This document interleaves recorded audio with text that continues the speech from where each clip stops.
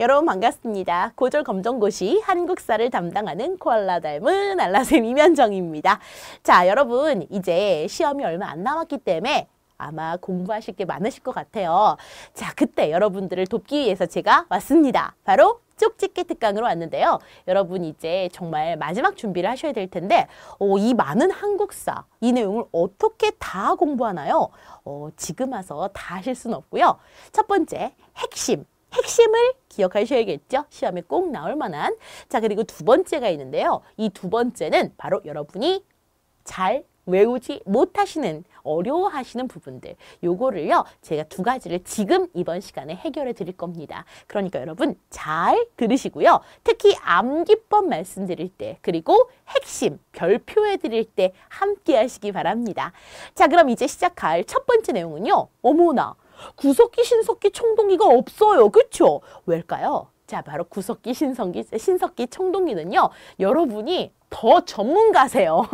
이제 구석기, 신석기, 청동기쯤이야 이러면서 다들 알고 계시기 때문에 제가 철기국가부터 여러분 어려워하시는 걸 중심으로 가겠습니다. 물론 고조선도 잘 나옵니다. 하지만 고조선 내용도 뭐 당군항검이라든가 위만까지도 여러분이 잘 아시는데 여기서부터 그렇게 헷갈려 하시고 여기서부터 모르겠어요, 포기할래요 하시는 분들이 계셔서 제가 철기부터 정리를 할 겁니다.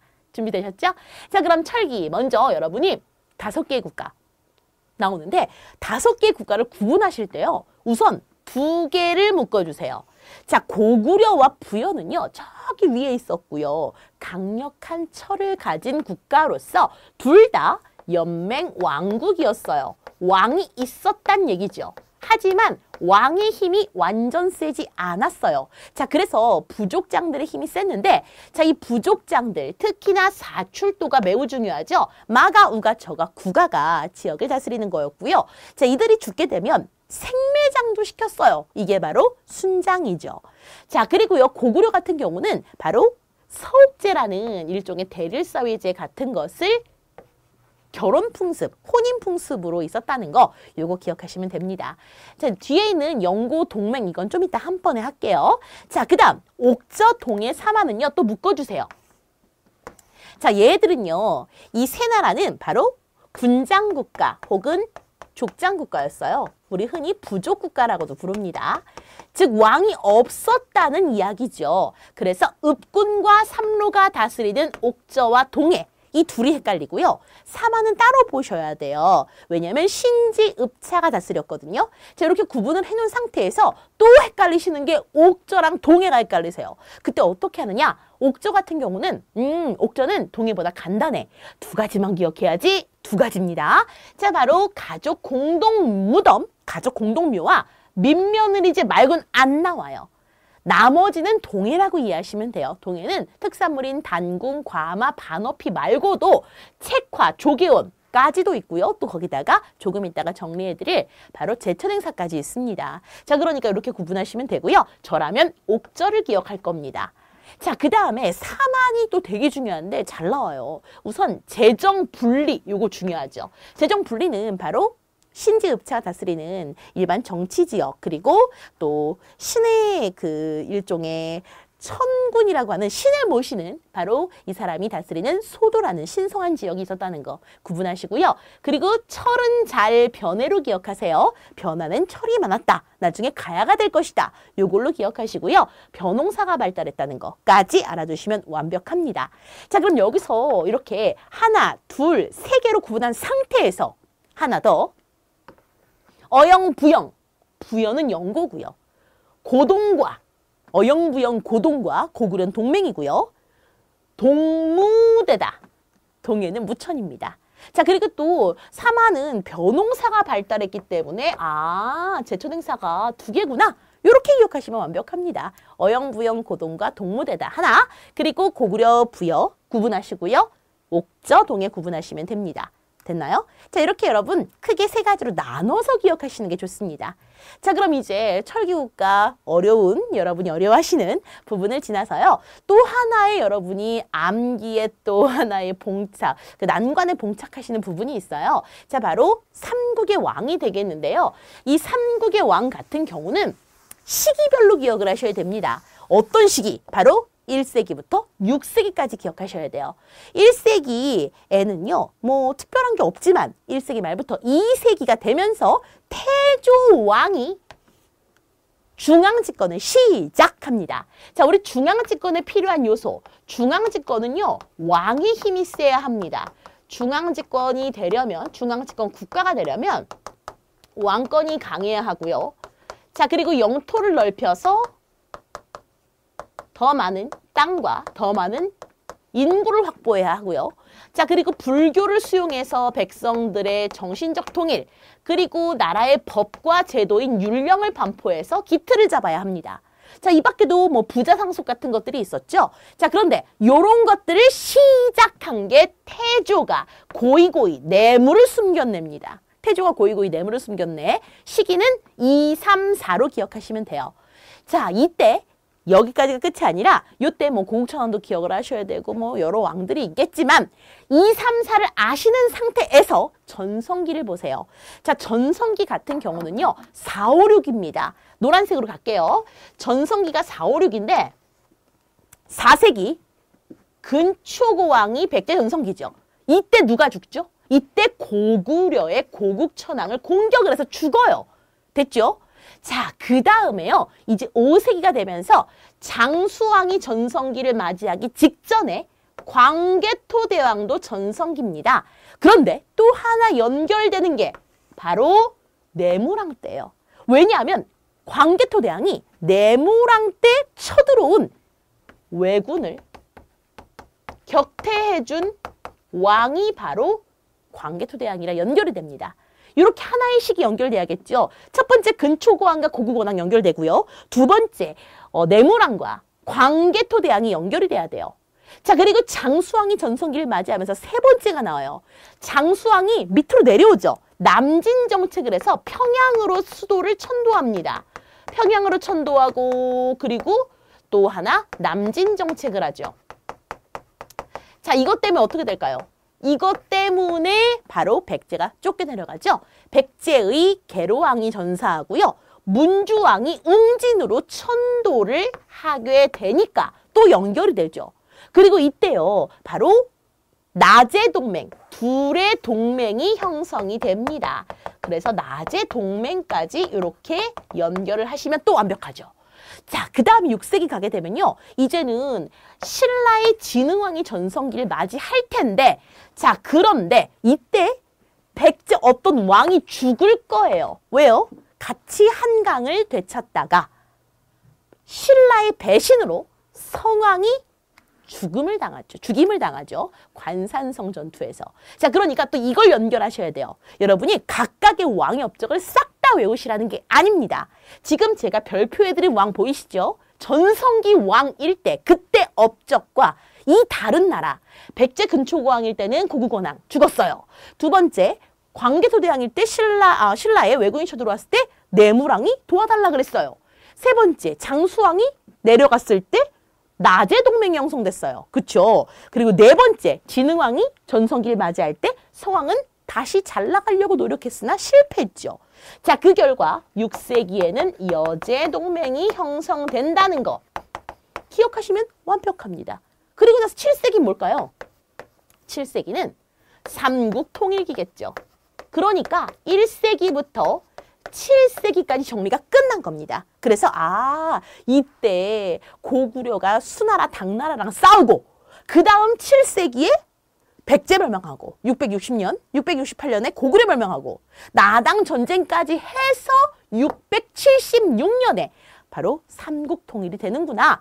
그리고 발해는 698년 역시 통일신라가 676년 형성이 되고 발해가 698년에 형성되니까 7세기죠.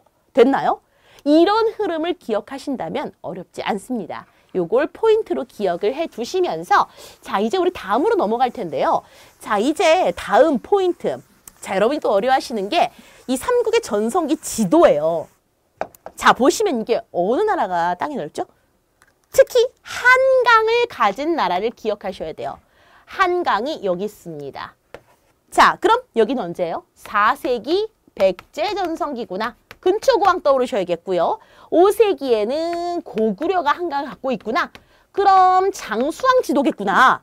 자, 그 다음 6세기에는 신라가 백제를 배신하고 진흥왕이 전성기를 맞이했구나. 이렇게 확인을 하신 상태에서 그럼 이때는 나제 동맹이겠고 이때는 신라가 배신한 백제가 고구려와 동맹을 맺겠구나. 이렇게 기억하시면 완전 완벽하죠. 자, 지도와 함께 기억하셔야 된다는 거 잊지 말도록 하시고요. 자, 이제 다음 넘어가죠. 자, 이제 남북국 시대라고 하는데 통일신라 언제 만들어졌죠? 676년부터 935년까지고요. 발해가 698년부터 926년까지입니다. 요거 아시는 상태에서 7세기부터 10세기까지죠. 즉 7에서 10세기까지 있었던 시대가 남북국 시대입니다. 자, 그렇다면 우선 통일신라에서 중요한 건 통일을 시작한 무열왕, 통일을 완성한 문무왕도 중요하지만 가장 중요한 건 신문왕이죠. 신문왕은요, 전제 왕권 강화, 그러면서 구주 오소경, 구서당 십정, 관료전 지급, 국학 설치 등을 기억하시면 됩니다. 자, 그 다음 발해는요, 3명의 왕을 구분하셔야 되는데 무왕, 문왕, 선왕. 무왕은 당신라와 적대적, 문왕은 당신라와 교류 시작, 그리고 선왕이 전성기, 해동, 성국, 그리고 고구려의 땅을 대부분 회복한다는 거. 요게 또 시험에 잘 나오겠죠. 자, 이렇게 기억하신 상태에서 비교 들어갈게요. 자, 정치적으로 화백회의가 즉 귀족회의였죠. 귀족의 힘이 셌지만 이젠 왕의 힘이 세진다는 게 집사부 시중의 힘이 세진다는 겁니다. 자, 그리고 발해는요, 당을 모방한 삼성육부가 있었지만 이름이 달랐다. 독자적 운영이 중요하겠죠. 자, 이거 되게 중요한 거 발표해 드렸어요. 자, 그 다음 멸망은요, 진골이 왕위 쟁탈전을 벌이던 8세기 후반부터 결국 10세기에 멸망하죠. 150년 동안 20명의 왕이 바뀌면서 멸망을 합니다. 그런데 이때 중앙이 혼란스러우니까 지방호족과 육두품이 짝짝꿍 돼서 고려를 만들 거예요. 나중에 후백제, 후고구려 이후에 고려가 되겠죠. 자, 요거 중요하겠고요. 그리고 불교 중에 선종이 유행한다는 거. 그리고 백성들이 너무 세금 많이 내고 힘들다 보니까 농민 봉기, 바로 원종의 노예난, 그리고 또 견훤, 기헌, 양길 등의 난이 있었습니다. 자, 그리고 나서 이제 그 이후에 뭐가 만들어질까요? 후백제와 900년에 그 다음 후고구려가 901년에 건국이 돼서 이들을 다 통일한 게 고려가 되겠죠. 자, 요거 기억하시고요. 발해 같은 경우는 거란 때문에 망한다는 거. 요게 중요한 포인트입니다. 자, 여기까지 우리가 함께 했는데 남북국 시대의 핵심은 요런 게 나옵니다. 물론 최근에 사진 자료들도 많이 나오긴 하지만 그래도 우선 기본적인 정치 흐름 기억하셔야 됩니다. 자, 그럼 이제 우리 고려로 넘어갈 텐데요. 자, 고려는요, 제가 아주 간단하게 표기했죠. 여러분, 고려는요, 태조 왕건 물론 중요합니다. 이거 써드릴게요. 고려에는 왕을 기억할 때 첫 번째 태조 왕건, 북진정책, 그리고 호족통합, 호족 포섭과 견제정책. 자, 그 다음에 두 번째로 광종, 노비안건법과 과거제. 그 다음 성종, 최승로의 시무 28조를 수용해서 바로 유교로 통치를 하기 시작했다. 요거 중요하고요. 요렇게 한 세트 묻고요. 그 다음 중요한 왕이 바로 반원자주화를 했던 공민왕. 여기는 초기고요. 뒤에는 공민왕은 후기입니다. 이렇게 4명의 왕만 기억하시면 되고요. 진짜 중요한 건 이겁니다. 자, 보세요. 먼저 고려가 918년에 만들어졌어요. 10세기죠. 그때부터 망하는 게 1392년, 바로 14세기 후반입니다. 그때까지 여기는 왕은 4명만 기억하면 되는데 지배층은 5개 이상을 기억해야 됩니다. 왜일까요? 그만큼 여기는 어떤 사회다? 귀족 중심의 사회다. 왕보다 귀족의 힘이 셌다. 요걸 기억하시면 됩니다. 자, 그러면서 지배층의 변화 보시는데요. 지방호족 플러스 육두품이 나라를 다스리죠. 그러다가 이들이 가문과 파벌로 형성된 귀족이 되는데 이들을 우리는 개경파라 부릅니다. 왜일까요? 수도인 개경에서 힘을 갖고 있는 귀족이니까요. 근데 이들이 너무 문관이에요. 문관. 무관을 무시했어. 그래서 무신정변이 일어나게 되고요. 무신정변에서 최충원과 최후를 기억하시면 되죠. 왜냐하면 특히 최후 때 바로 몽골이 침입하거든요. 그쵸? 자, 요거 기억하시고요. 자, 그 다음 원간섭기로 넘어가는 것은요. 이제 몽골한테 항복했어요. 그쵸? 자, 그러면서 원간섭기에 성장한 세력이 검문세족이죠. 바로 친원파입니다. 됐죠? 자, 그리고 나서 이제 요 사이에 신진사대부가 성장하는 배경이 바로 공민왕이죠. 즉, 요 때는요. 공민왕으로 기억하시면 돼요. 공민왕이 성장하게 한 그런 세력, 공민왕의 반원 자주화로 성장한 세력이 신진사대부고요. 공민왕 때 홍건적과 왜구도 쳐들어와요. 자, 그러면서 이들을 격퇴하기 위해서 누가 등장하죠? 바로 신흥, 무인 세력, 이성계, 최영 등이 등장을 해서 이 둘이 합해서 세운 나라가 조선이니까요. 그쵸? 요거 여러분이 기억을 하셔야 됩니다. 자, 그리고 또 하나 바로 요때 거란과 여진으로부터 영토를 쭉쭉 위로 확장해요. 그래서 우리가 국경선을 기억을 하셔야 되는데 먼저 태조 왕건이 청천강부터 영흥만까지 한 번 올라가고 그 다음 거란 때 이때는 강동 육주를 차지하면서 천리장성을 쌓고요. 그 다음 윤관이 별무반을 설치해서 공격함으로써 동북구성을 축조하지만 금이 결국에는 4대 관계를 요구했고요. 이자겸이 4대 관계를 체결합니다. 이자겸이 4대 관계를 체결을 하기 때문에 이제부터 북진정책, 태조 왕건이 해왔던 북진정책이 중단된다라고 보시면 되겠습니다. 요거 기억하셔야겠죠? 자, 요거 여러분 주의하시면서 자, 11세기까지 거란 요, 그 다음 12세기 금, 13, 14세기가 원, 요금 원, 돈 받는 사람으로 기억하시면 완벽하겠죠. 자, 요 흐름이요. 고려의 전부예요, 사실상. 고려의 시험에 나오는 건 이 안에서 거의 다 나옵니다. 그러니까 요거 기억하시면서 자, 요 상태에서요. 제가 또 짚어드릴 게 하나 있어요. 여러분이 지도만 나오면 어려워하시죠. 그래서 지도를 좀 정리를 해봤습니다. 자, 지도를 보시면요. 자, 우선 보세요. 통일신라, 대동강부터 원산만까지인데 어디까지 갔어요? 태조 왕건이 청천강부터 영흥만까지 올라갔어요. 북진정책을 했고요. 자, 그리고 거란의 침입 이후, 거란 이후에 바로 천리장성을 쌓으면서 자, 이때는 바로 압록강부터 도련포까지 올라가는 시기죠. 그래서 압록강부터 도련포라고 쓸게요. 자, 그 다음 이제 더 올라가서 여진에게서 뭐를 가져오죠? 윤관이 동북구성을 축조를 합니다만 다시 반환을 하지요. 반환이라고 쓸게요. 자, 그런 상태에서 이제 끊겼어요. 그러니까 요게 쉽게 말하면 10세기, 11세기, 12세기라고 이해하시면 되고요. 그리고 이제 원나라가 쳐들어왔고, 그러니까 몽골이 쳐들어왔고 그 이후에 원간섭기가 되면서 땅을 뺏기죠. 바로 쌍성총감부, 동령부, 탐라총감부 세우죠. 이게 바로 13에서 14세기 중반까지예요. 자, 그러다가 공민왕이 쌍성총감부를 공격하죠. 자, 그래서 공민왕 때 영토를 다시 위쪽으로 올라갑니다. 자, 이거는요, 바로 14세기 중반 이후라고 보시면 됩니다. 자, 이렇게 구분하시면 아까 말씀드렸던 거 다 정리가 됐죠? 요거 지도로도 기억을 하셔야겠어요. 자, 이제 우리 고려를 좀 마무리를 하고요. 이제 다음으로 중요한 건 당연히 시험에 제일 많이 나오는 전근대사에서는 고려가 제일 어려워하시고요. 제일 여러분이 힘들어하시는 고려가 끝나고 나면 제일 시험에 많이 나오는 게 조선인데요. 조선도 흐름이 중요합니다. 조선은요. 지금 왕들 27명을 여러분이 다 기억하세요. 그 얘기는 뭐냐? 고려랑 다르게 왕권이 옛날보다 강해졌다라는 것을 의미합니다. 특히나 성종 때까지 왕권이 굉장히 강하죠. 자, 훈구가 집권하던 시기에 중요한 왕, 먼저 태종, 그 다음 세조는요. 공통적으로 6조 직계제를 실시하는 왕권 강화 왕들입니다.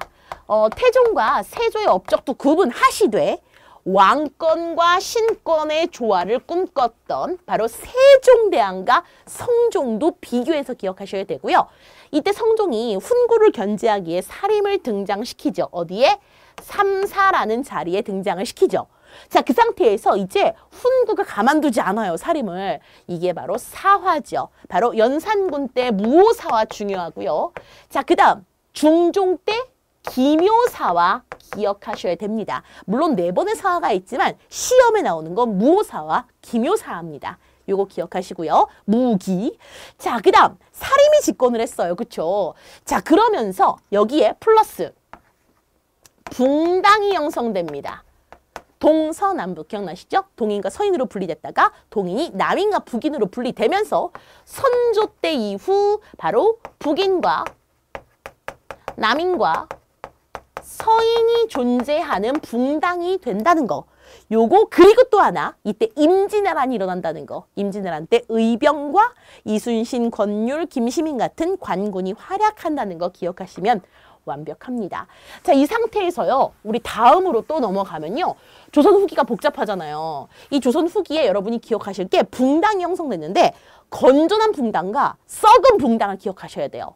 건전한 붕당일 때는 삼사 중심이었어요. 서로 말로만 비판해요. 근데 변질된 붕당에서는 비변사가 중심이 돼서 니네 당은 없어져야 돼 라고 하는 상대당을 없애버리려고 하죠. 자, 이런 것들이 바로 차이점이고요. 자, 광해군 하면 또 중요한 게 뭐죠? 중리배교. 자, 중리배교 기억하시면서 자, 인조는 광해군을 몰아내고 뭐 했죠? 친명배금을 했어요. 이 친명배금 정책 때문에 정묘호란, 병자호란이 일어난다는 거 기억하셔야 됩니다. 자, 그리고 아버지에 대한 복수를 꿈꾸며 북벌론을 추진하고 하지만 실패한, 실질적으로는 이 성공하지 못한 바로 효종이 있고요. 자, 그 다음부터가 또 문제인데 그 다음부터는 이제 예속 논쟁이 나와요. 싸우기 시작한다는 얘기예요. 그리고 숙종 때는 환국이 있었죠. 서로 죽이고 죽이는. 자, 이것이 환국이고요. 이때 탕평론이 대두되지만 실제로는 안 되죠. 그래서 탕평책을 실시한 건 영조와 정조인데요. 둘의 업적을 꼭 구분하셔야 돼요. 시험에 꼭 잘 나오는 포인트입니다. 자, 이거 기억하시고요. 자, 그리고 나서 정조가 갑자기 죽은 이후에 어린 나이에 왕위에 오른 순헌철은 세도 정치 때예요. 자, 이때가 뭐가 중요하냐면 19세기에 세도 정치가 있는데 자, 바로 한 집안이 나라를 쥐락펴락하다 보니까 세도 정치로 인해서 탐관오리들이 백성들을 수탈하는 정치 기강이 문란해지고요. 자, 정치기강의 문란 때문에 탐관오리들이 백성을 수탈하니까 삼정의 문란도 발생을 하죠.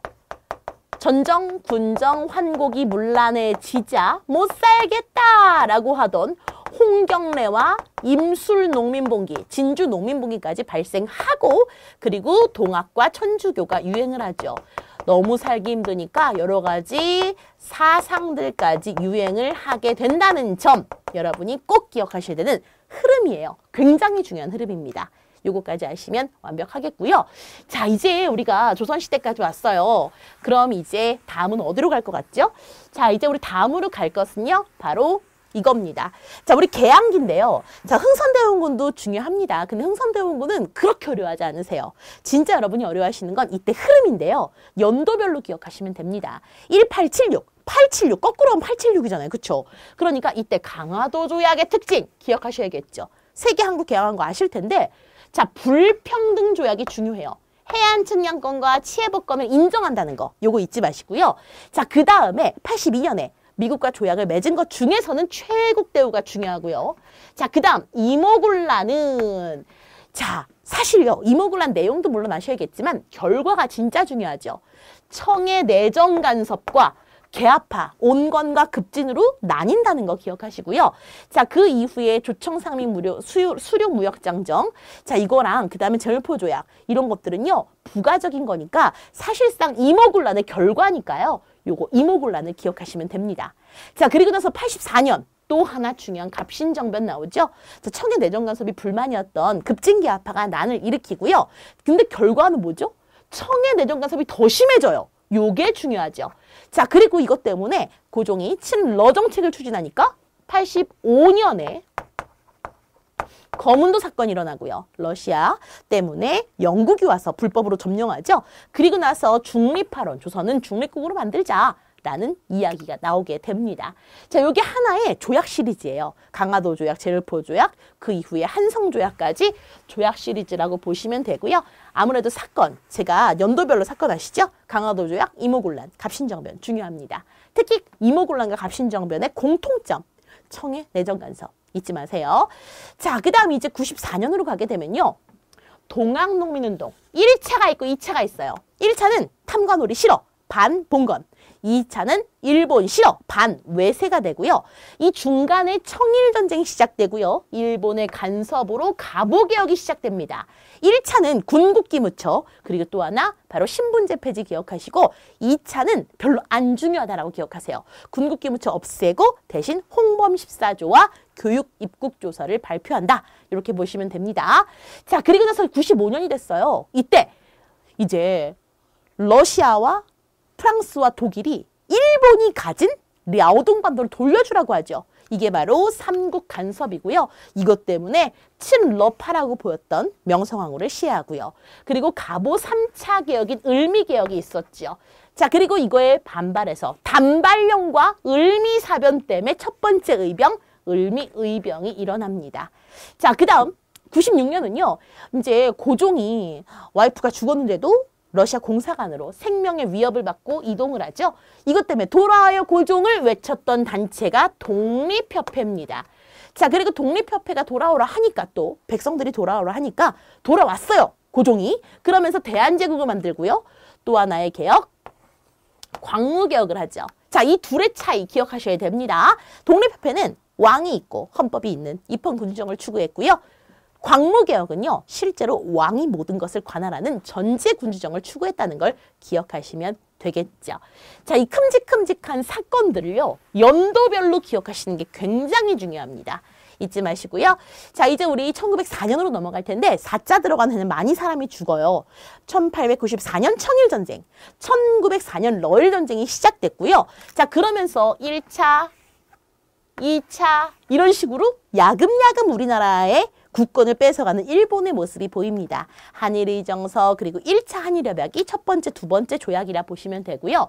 자, 그리고 러일전쟁이 끝나자 아이고 신난다 하면서 을사조약인 제2차 한일협약을 체결을 합니다. 자, 그러면서 외교권 박탈, 또 하나 통감부 설치 너무너무 중요하죠. 이것 때문에 을사의병까지 일어나게 되는 거죠.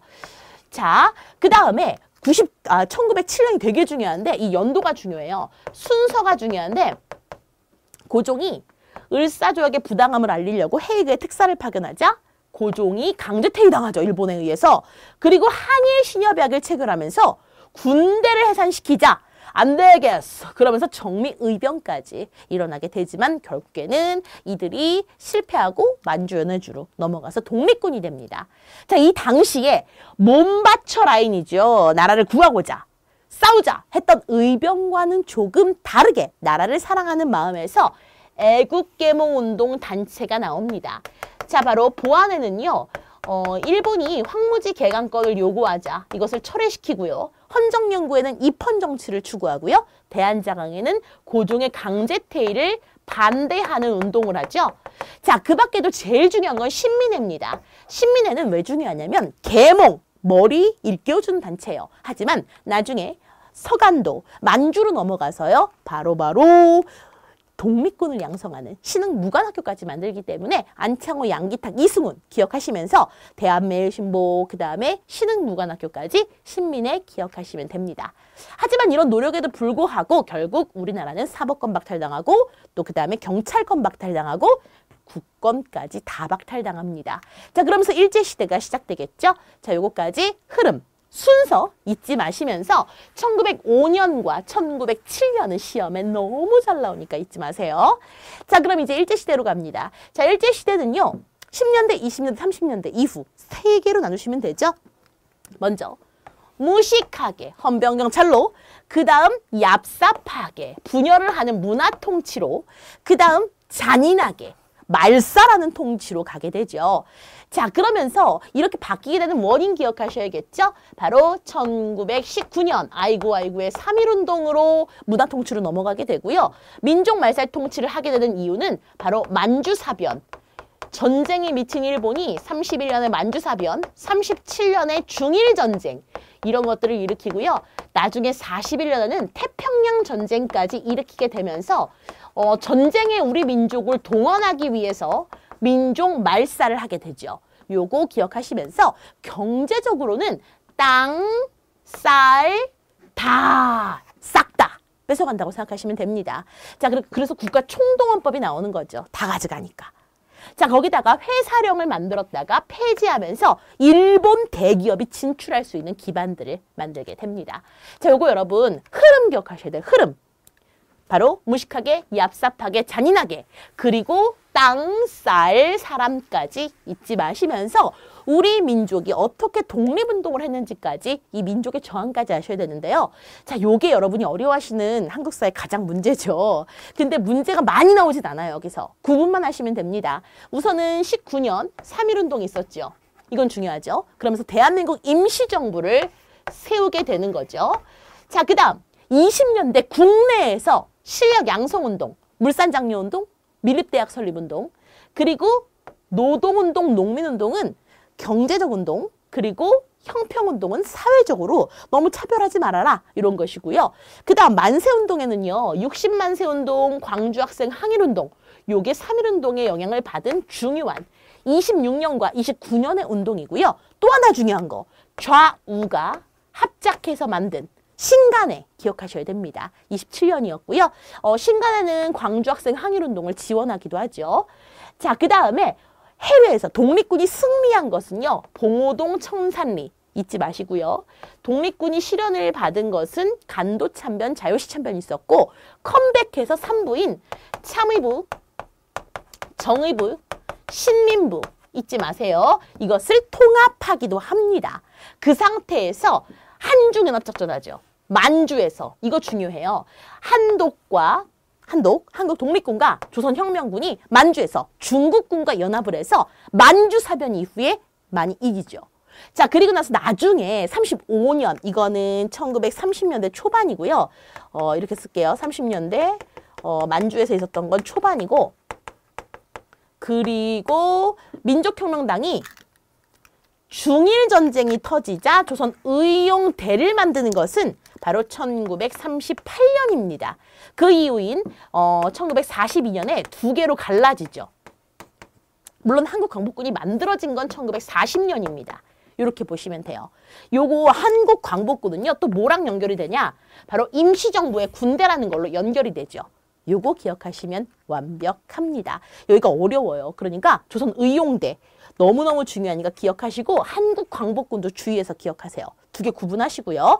자, 여기까지 우리가 함께 했는데요. 이제 일제시대에 우리 민족이 어떻게 저항했는지 너무 중요하지만 시험에는 좀 덜 나오고 그리고 어려워하시기 때문에 여기보단 앞에를 더 공부하시라는 말씀 드리고요. 자, 이제 우리가 넘어가서 우리나라가 광복을 했어요. 광복한 이후인 45년. 광복하자마자 슬프게도 남북한이 분단됐죠. 자, 북이 38도를 기준으로 분단됐고요. 같은 해인 45년에 모스크바 3국 외상회의로 신탁 통치기가 나옵니다. 그래서 찬탁과 반탁. 반탁은 우익, 찬탁은 좌익 이렇게 분열이 되죠. 이 상태에서 미소 공동위원회가 열렸지만 결렬됐고요. 이때 바로 남한의 단독정부 수립을 주장하는 정읍 발언도 알아두시고요. 아니다. 통일정부 만들자. 좌우합작운동도 알아두시면 됩니다. 자, 미소 공동위원회가 또 열렸어요. 그게 또 결렬됐어. 그래가지고 미국이 유엔에 우리나라 문제를 상정하죠. 그래서 총선거를 결의해요. 총선거를 해라. 남북한이 같이. 하지만 북한에서 들어오지 말라 그러죠. 누구를? 남북이 총선거를 할 수 있게끔 유엔에서 임시위원단을 만들어서 파견을 하는데 이것을 못 들어오게 합니다. 자, 그 결과 남한에서만 총선거가 결정이 돼요. 그러자 안 된다. 우리 남북협상이라도 해서 통일정부 만들자. 통일정부 수립을 위한 노력은요. 요 두 가지입니다. 통일정부, 남북한 각각 단일정부 말고 통일정부 수립을 위한 노력이라 보시면 되겠고요. 하지만 그 노력에도 불구하고 결국 남한만 단독 선거하는데요. 요 과정이 또 되게 중요합니다. 50총 선거했어요. 그럼 국회의원 뽑힌 거예요. 국회의원이 국회에 들어갔겠죠. 그래서 헌법을 만들었어요. 그 결과 대통령을 뽑았고요. 대통령이 이승만 대통령이 됐고요. 대한민국 정부가 수립된다는 거. 이게 48년입니다. 중요한 거 이거 잊지 마시면서 이제 마지막 각 정부의 노력인데요. 요거는 진짜 핵심만 기억하세요.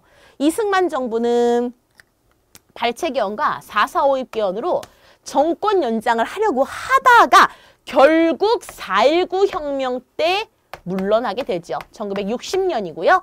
장면 내각은 의원 내각제가 실시됐지만 또 5.16 군사정변으로 끝나요. 그리고 60년대 경제개발계획, 5개년 계획 실시한 건 좋은 거죠. 자, 그리고 한일협정과 베트남 파병. 이것은 이제 돈을, 외화를 유치하기 위한 것이지만 결국 반대도 있었죠. 자, 그리고 삼선개헌과 또 하나 바로 유신헌법. 요거는 아까처럼 빨간색으로 줄칠게요. 요 두 개는 역시 정권 연장을 위한 그런 일종의 독재이고요. 자, 그 다음 새마을운동. 요거는 농촌을 발달시키기 위한 노력. 그 다음에 7.4 남북 공동성명 같은 경우는 남북한의 최초의 대화라고 보시면 됩니다. 자, 그리고 전두환 정부에서는요. 아무래도 5.18과 6월 민주항쟁이 중요하죠. 5.18이 1980년에 있었던 민주화운동, 그리고 6월 민주항쟁은 직선제를 요구하는 1987년의 노력. 그 결과 바로 6.29 민주화선언으로 직선제 국가가 됩니다.